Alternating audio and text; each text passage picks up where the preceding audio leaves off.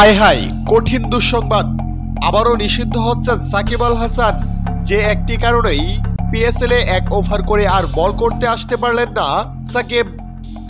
দর্শক, নিজের প্রথম ওভারেই করলেন বাজিমাত।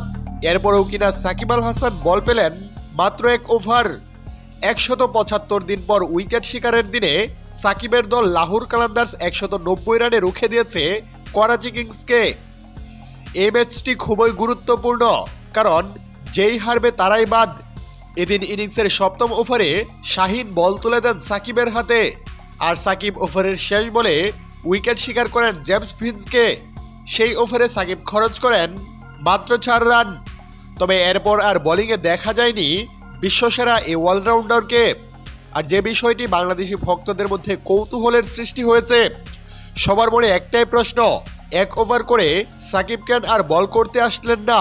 দর্শক, এদিকে নতুন খবর, ডেইলি সান সূত্রে জানা যায় সাকিব আল হাসান এর প্রথম ওভারের চতুর্থ বলে আম্পায়ার এর সন্দেহ হয়। পরে সেই ডিসিশন তৃতীয় আম্পায়ারের কাছে পাঠায়। পরে দেখা যায় সাকিব আল হাসান এর হাত 17.59 ডিগ্রি অ্যাঙ্গেলে বেঁকেছে। সেই কারণে আজকের ম্যাচে সাকিবকে আর বোলিং করতে নিষেধ করেছে পিএসএল কর্তৃপক্ষ।